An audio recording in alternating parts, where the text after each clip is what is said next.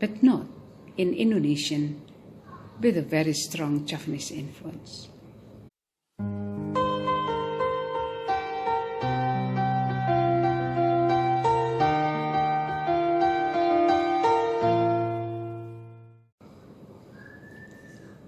Dear viewers, business is a communicative event in which pressure tactics are very common, especially in the Western countries, but not in Indonesian with a very strong Javanese influence.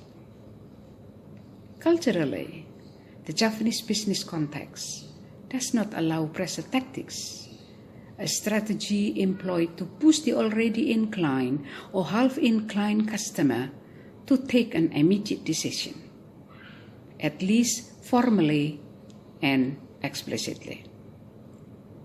Rather, they tend to do it informally, in a full caution, in terms of style and choice of words.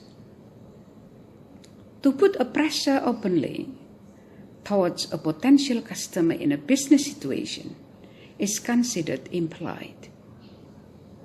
Consequently, eliciting interest is preferred because it does not create a threat to the prospective buyer, and thus the real intention of profit-making is disguised for ethical reasons. In English, however, we have a more direct way of using pressure texting.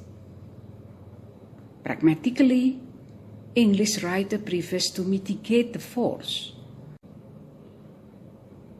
to minimize the imposition and save his or her addressee's face. Here are the examples. In Indonesian, pressure tactics says, semoga dapat menjadikan bahan pertimbangan bagi Bapak dan Ibu. We do hope that this offer will be taken into consideration. But in English, it sounds more motivating than in Indonesian. For example, I hope you will take the time to look through the enclosed brochure. Or another example in Indonesian, kami menantikan kabar baik dari Bapak dan Ibu. We are waiting for the good news from you. And in English, it sounds, we invite you to visit our website. Log on now.